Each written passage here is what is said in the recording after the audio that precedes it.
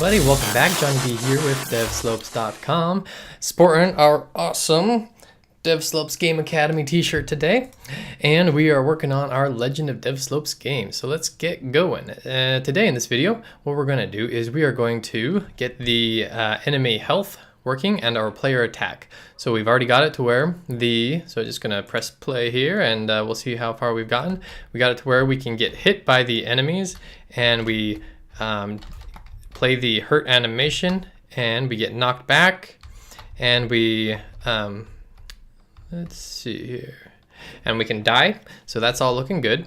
First thing I want to do is slow our hero down. She's still too fast, so I'm going to change her move speed to 6 right here. And then what I also want to do is add a component, and we're going to add an audio source. So what an audio source does is we have attached it to the hero, and so we can assign an audio clip that we can have the hero play at specific instances. So what we're going to do is we're going to open up our folder that has our assets, and I'm going to grab these sound effects. We have enemy hurt, hit.wave, and theme music. And I'm going to, well, first let's create a new folder in assets. I'm going to create a new folder. And I'm going to call this audio. And then I'm going to go back to our folder that has the assets and just going to drag those in on top of audio. All right, looks good. So those are copied over. And then in our hero, I'm going to scroll down to our audio source, and where it says audio clip, I'm going to click on the circle select and select the hit sound. And then we're going to do a little bit of modification in our player health script. So go ahead and open that up, and I'm going to drag it over here. So we want our player health. So when we get hit, we are going to, well, first we got to get a reference to it. So I'm going to say private audio source. I'm going to call that audio. Then in start, we're going to say audio is equal to get component, and that is of type audio source. So that's good. And then whenever we get hit, we are going to play that audio. So we're going to say audio dot play one shot. So play one shot plays an audio clip and scales the audio source volume to volume scale. And so that's what we're going to use. Play one shot. So we just say audio dot clip. And that is good. And then we're also going to, we'll play that also when the player is killed. Okay. All right, so now let's come back over here, and I'm going to unplug my headphones so that you'll be able to hear it if it works. And let's press play. All right, let's see here, boom. There we go. All right, so you can hear it goes, when he gets hit, or when she gets hit. Unfortunately, I don't actually have a female injured noise, but that's the one we're just gonna be working with. And I'm going to press play to stop. And I'll just leave my headphones out for now. Okay, so now we have a little bit of audio working in it, so it's a little bit easier to tell when we are hit and not. I'm going to turn up my volume. Okay, so what do we want to do now? We're going to do pretty much the same thing that we did last video when we got the enemy health, or the enemy attack and the player health going, but this time we're just going to reverse it. So we're going to work on the enemy health. So come on down here to scripts and say create C# script and name it enemy health. Okay, and then open that up, and then I'm going to drag it over here. So just like with the player health, we got a lot of variables that we're going to define up front, and so let's get to that. So we got serialize field and private int starting health. So that's pretty straightforward. We're just going to be able to assign variable for how much health each enemy has. And then we're going to say serialize field private float time since last hit 0.5f. So just like the hero, we don't want our enemy to receive hits super duper fast. We're not going to give them as much time as we give the hero to get out. We're only going to give them about a half second, but they'll have a little bit of leeway. Okay, so then we are going to have a third one, and this is going to be serialize field private float, and we're going to call this disappear speed. Okay, and that's going to be 2 seconds, 2f. So what that is, whoops, misspelled float, is when our enemy dies, we're going to do a cool little thing. You know, they'll die, they'll fall over, and then we'll wait maybe 4 or 5 seconds, and then the enemy will sink through the floor and disappear. All right, so that's how we're going to remove them from the gameplay. All right, so then we're gonna need a few more things. We're gonna need an audio source, and we're gonna call that audio. We are going to need a timer to keep track of how long it's been since the enemy has been struck. We're going to need a reference to the animator. We're gonna call that anim. We are going to need reference to the nav mesh agent, so that once the enemy dies, we can disable the navigation. And we're going to also create a bool to keep track of whether it's alive or not, so that we can use that in some logic checks. Then we are going to create a reference to our rigid body. We're going to call that rigid body, and that's so that when it dies, we are able to make it kinematic, so that people can walk through it, so that it's not hindering our movement anymore. Okay. All right, then we are going to need a reference to our capsule collider. I'm going to call that capsule collider, and that's also to disable when we die. And I think that is pretty close to everything we need. We need one more bool, and that's going to be a check for if we are ready to disappear our enemy or not. And we're going to set that equal to false for starts. Now we're going to create a public getter for our bool is alive, because we are going to need to reference whether the enemy is alive in a couple of other scripts. So we're going to say public bool capital is alive, and we're going to say get return, and we're going to return the lowercase is alive. So now we have our public getter for that, so that's good. All right, now let's create all of our references to the things that we created above. So we're just going to say rigid body is equal to get component, and we need a rigid body. That's what we're looking for. Okay. Next up, we got our capsule collider, which is equal to get component, and capsule collider is what we're looking for. And I just remembered that I've been meaning to increase the size of my font here so that you guys can see the code better. And then I'm gonna close this off a little bit. All right, there we go. Nice and big for you guys. All right. What else do we need? We need to grab our nav agent. So get component, and we want a nav mesh agent. Then we need a reference to our animator. So an anim is equal to get component animator. Nope, animator. Nice. Now we need our audio source. I think what do we call it? Did we just call it audio? Oh yeah, audio. All right, so audio is equal to get component, and that is an audio source. And then we need, now we're going to initialize is alive equal to true. And we're going to set our current health.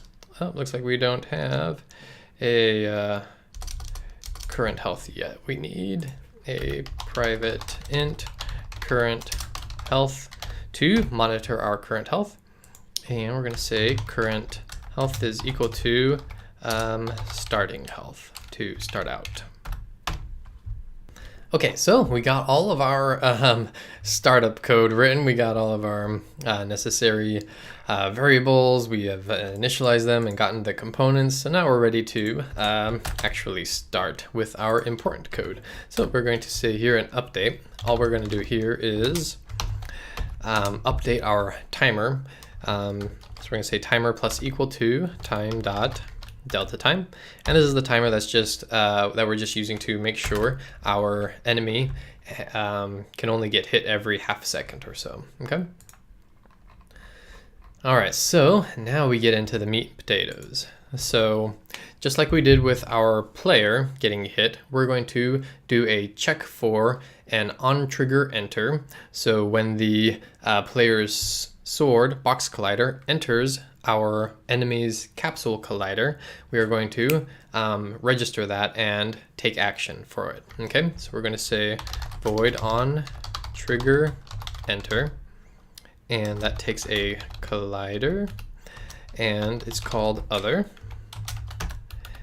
and we're going to do a check for if the timer is greater than or equal to time since last hit, and we're going to also make sure that our game is not over. So game manager dot instance dot game over, and so if we are past the time of a half second and if the game is not over, then we are going to do another check. We're going to say if the other dot tag is equal to, we're going to say player weapon. Okay, so we're going to do a check to make sure that the object that is intersecting our capsule collider is indeed the player's sword, and so we're going to do a check to make sure that that tag is called player weapon. And if it is, then we are going to take the hit. So we're going to call that function that we haven't created yet, and we are going to reset our timer equal to 0f. All right, so that looks good. And before we forget, let's go ahead and add this tag to our player weapon. Gonna head back over to Unity and select our hero, open up the hierarchy, scroll down to where we have sword left 1, and we are going to create a tag for that. So here where we got untagged, we're gonna add a tag, and we're going to create a new tag here, and we're gonna say player weapon. And that's good. So come back and reselect our sword left 1 and select the player weapon, and make sure that is trigger is selected because we do want it to be a trigger. And then over here in sword right, we are going to tag it as a player weapon and make sure that is trigger is set. Okay, save that. And let's go back into our enemy health. So now let's go ahead and create our take hit function. So I'm going to say void take hit. So what happens if when we get hit? We want to do a check to make sure that we're still alive. So we're going to say if current health is greater than 0, then we will play our injured sound. We're going to say audio dot play one shot, and we are going to play the audio dot clip, and then we are going to, let me just scroll down here, get that back to the middle, anim dot play. We are going to play the hurt animation, and our current health, we are going to subtract 10 from it. Okay, if our current health is less than or equal to 0, then we are going to set is alive to false, and we are going to kill enemy. Okay, and that's another function that we haven't created yet. So let's create that right down here. So we're going to say void kill enemy, and we are going to take care of some of the physics objects that we need to disable when our enemy dies. So we're going to say capsule collider dot enabled is equal to false. Nav dot enabled is equal to false. And if we're dying, we're going to say anim dot set trigger, and the trigger that we are setting is called enemy die, and that's from our animator controller that we created. And we're going to set our rigid body to be is kinematic. So that just means that we'll be able to pass through it and our physics won't be affected by the dead bodies laying around. And we are going to, so that's good. The last thing we want to do is create the coroutine that is going to sync the enemy through the floor, okay? So we are going to create a coroutine. We're going to use a coroutine because we're going to use some timing in here. Once the enemy dies, we're going to wait a specific amount of time until we start syncing it, okay? So the enemy dies, we're going to wait for a number of seconds until we start to do the sync, and then we're going to wait another number of seconds until we destroy the game object, okay? So let's do that. And with our coroutines, we need an IE enumerator, and we're going to call this IEnumerator remove enemy, okay? And we are going to, like I said, right after the enemy dies, we are going to first wait a specific amount of seconds. We're going to say return, so we're going to say yield return new wait 4 seconds, and I think about 4 seconds ought to be good. We can play with that later. So enemy dies, we wait 1, 2, 3, 4 seconds, then we start to have the enemy sync through the floor. So then we set disappear enemy equal to true. Then we are going to wait another amount of seconds, so yield return new wait 4 seconds, and we're going to make that 2 seconds. So we die, wait for 4 seconds, start syncing the enemy, wait another 2 seconds, and then by that time it'll have been through the floor and falling through space. We won't be able to see it, and then we'll destroy that game object by calling destroy and pass in game object, and that's the game object that is the enemy itself, okay? And so in kill enemy is where we're going to call it. We're going to say start coroutine and say remove enemy. So how do we actually do the syncing the enemy? You know, we've made the code for activating it, but we don't actually have any code for making it actually sync.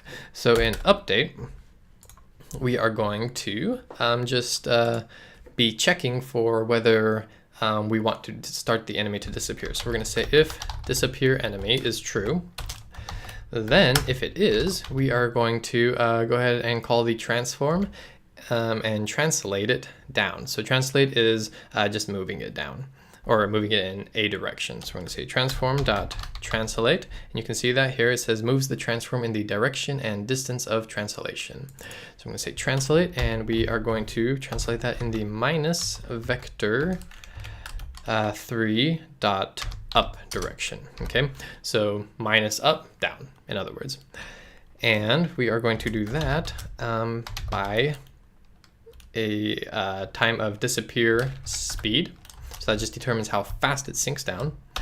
And we are going to multiply that, of course, by time dot delta time. And that should be good for our enemy's health. All right, so just to recap one more time, go through this whole entire script. We have created all of our necessary variables, including starting health, disappear speed, all of these things. And then we have a timer that is regularly updating and checking to see whether we are able to attack and hurt our enemy again. If we have killed the enemy, then after a specific amount of time, then we begin to disappear the enemy, which we call a transform.translate to sync it through the floor.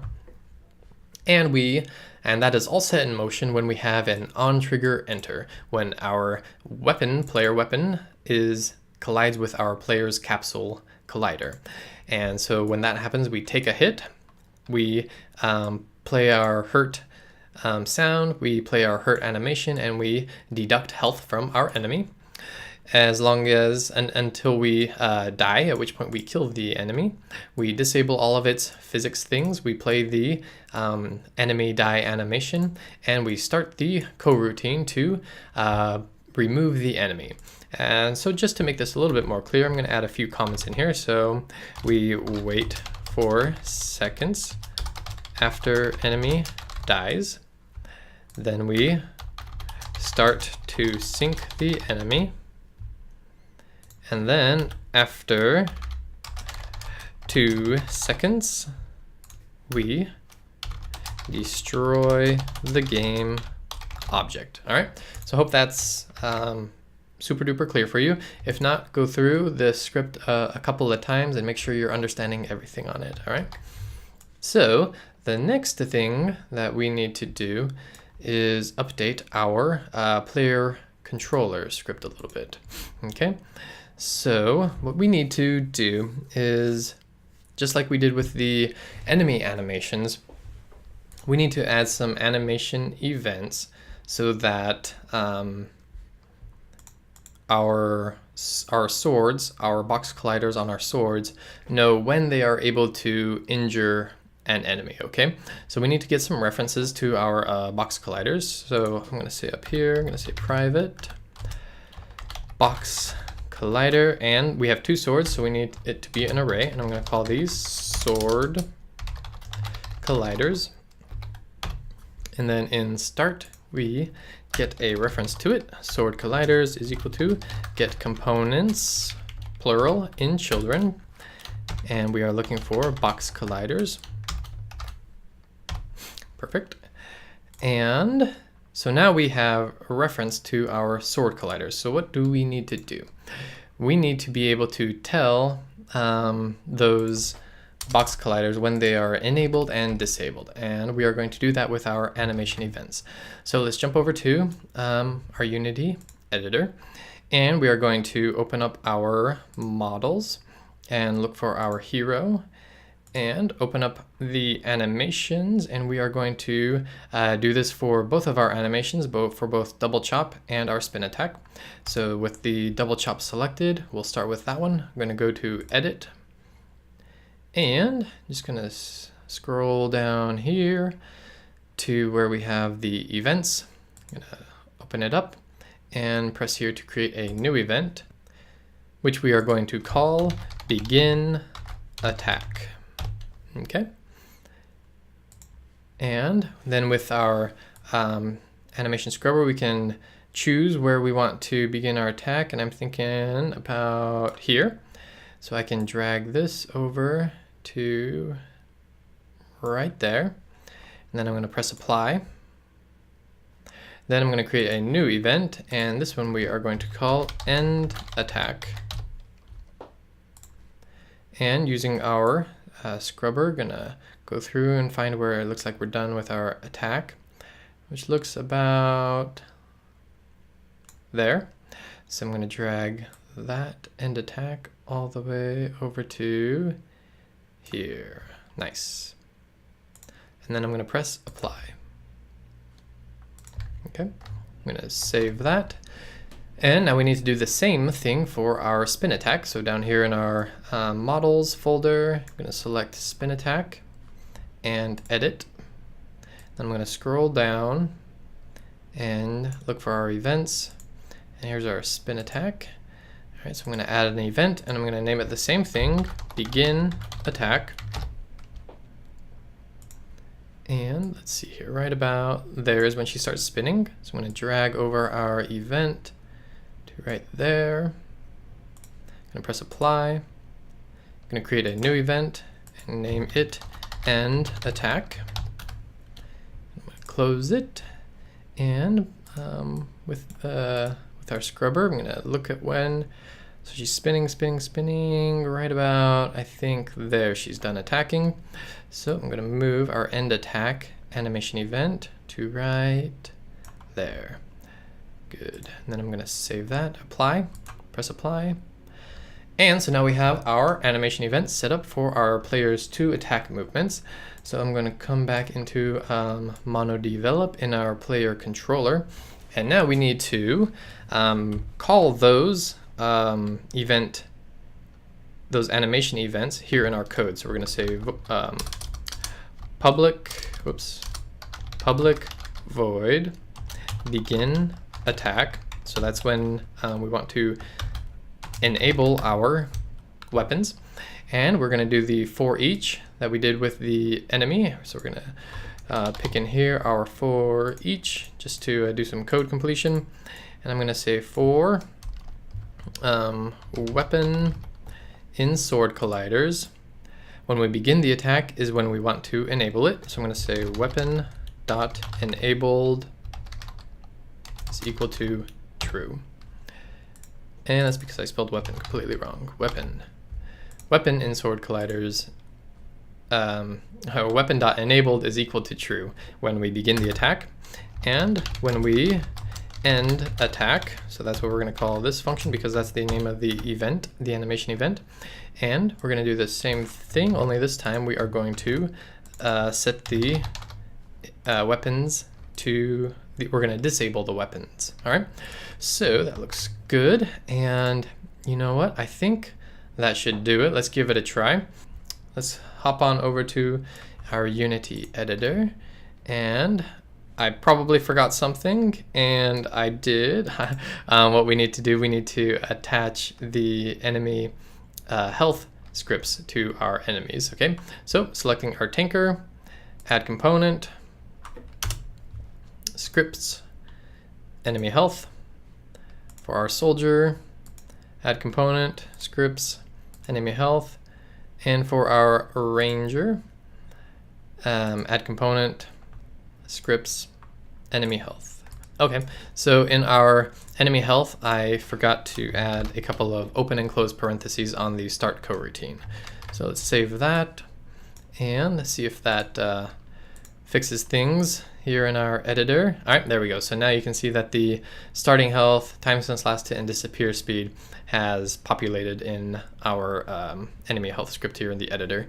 All right, so let's also we need to give our enemies, our tanker and our soldier and our ranger, audio sources because we told our script that we were going to be using that. So I'm going to say audio source, and for audio clip we are going to call enemy hurt. Save that. For our soldier, we are also going to add an audio source, and the audio clip that we are adding is enemy hurt. And for our ranger, we are adding an audio source, and the audio clip is enemy hurt. Okay, so now we have added our audio for all of our enemies. We have created our enemy health script. We have modified our heroes' attack animations. So let's give this a run and see if we got it working. All right, so it looks like we have a few bugs to work out. And one of the first things that we can fix right off the bat is you'll hear when we started the game, everyone started grunting, right? We needed to disable this play on awake in the audio source. So disable play on awake for the tanker, for the soldier, for the ranger, and for the hero. That way we don't get that obnoxious noise right at the very beginning. And another thing I noticed was that our hero was injuring enemies without even doing any attack. And I think that's because our swords are initially enabled. So again, enter our hero, go down to our sword left 01 and disable the box collider. And then for sword right 01, disable that box collider. Okay, so that's good. Now we need to save that. And then you'll also see here we have a whole bunch of errors saying set destination can only be called on an active agent that has been placed on a nav mesh. And that's because once our enemy died, we disabled the, let me pull over our code. So in enemy health, when we die, we disable the nav mesh agent. But in our enemy move code, we don't have any check for that, right? So we're going to need to update our enemy move code as well. And we need to be able to do a check as to whether our enemy is still alive. All right, so what we're going to do is we are going to create a reference to our enemy health script, okay? So we're going to say private enemy health, and we're going to call it enemy health. And then in our start, we are going to get a reference to that. So we're going to say enemy health is equal to get component, and the component we want is enemy health. And this is why we made our getter in our enemy health code. So we have is alive, and we have our public getter for it.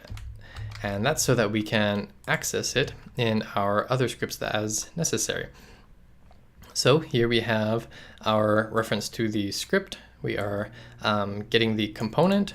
And now in our update, we can actually do a check to see whether our enemy is alive and whether we need to enable or disable it because of it. So how many scenarios do we have here? We have when the game is still going and the enemy is alive. We have when the game is over and the enemy is alive. And we have when the enemy is dead, okay? So what we're gonna do is we're gonna say, we're gonna have to cover all of those cases. So we're gonna say if, we're gonna start out with this one. So if the game is still going and enemy health dot is alive, so we are alive, and the enemy is still going, then we're alive and the game is still going, then we set our nav destination to the player. Okay, so now we have covered the case of if the game is still going and the enemy is alive, we are going to follow the target.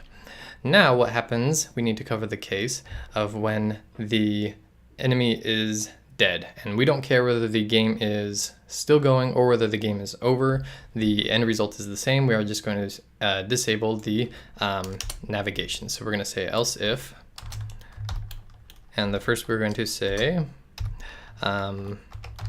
game manager dot instance dot game over, or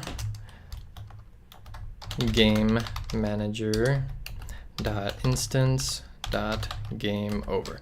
So what we got here is we're saying if the game is over, and or if the game is not over, and or if the game is over and the enemy health dot is alive, the opposite of that. So if we're dead, then all we're doing is just saying nav.enabled is equal to false. And then the last case is if the game is still going or if the game is over and the enemy is alive. So in which case we are just going to say nav.enabled is equal to false, and anim.play,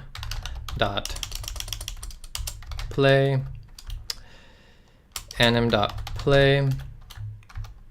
we're going to play the idle animation. All right, so just to run through that one more time, if the game is not over and we are alive, we set the nav destination to the player position. If we're dead and either the instance of the game is over or we're not, or we are still playing, then nav.enabled is false. And then the final case is if the game is still going, or if the game is over and we're still alive, then we disable our navigation and we just play the idle. All right, so let's see how that looks. I think that should take care of most of the bugs here. So let's play it. Okay, so we're not immediately hurting the enemies, and we are dying. So now let's see if we are able to kill the enemies. So I'm going to play again. All right, so they are taking hits, and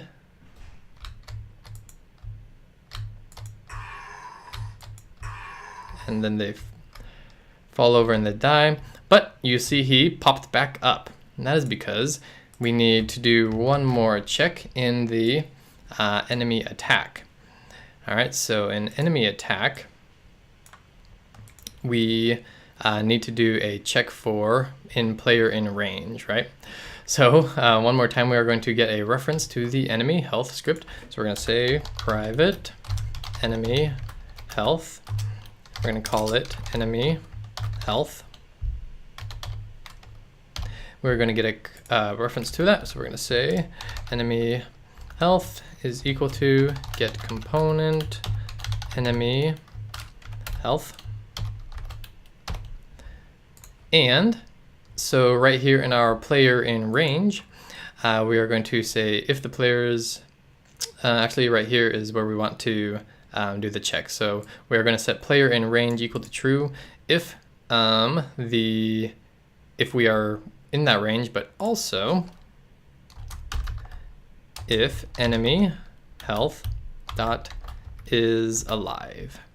If we are dead, then we are not going to set player in range, which means that our attack call will not be triggered. All right, so let's save that and come back to our Unity editor and try this one more time. I'm going to maximize it this time. Got a good feeling that this will be the one that is good. Okay, so dodging, attack, so they hurt, they fall back, and if I get near them, they do indeed stay dead, and then after 4 seconds, they start to disappear through the floor, and kill this guy. And awesome, they're dying. Their physics is disabled, their nav mesh is disabled, then they float through the floor. All right, so that is pretty great stuff, you guys. We got, half of a functioning game here. We have our enemies following us, our players able to move, players able to attack. We are able to inflict damage and take damage. We're keeping track of our health. The enemies each keep track of their own health. When they die, they play their death animation and then sink through the floor. So you've done a lot of work just in this one video. So we updated a lot of scripts. We created some new ones. So go through, make sure that you've understood everything that we've done. And once you've done that, go ahead and get on to the next video, and I'll see you over there.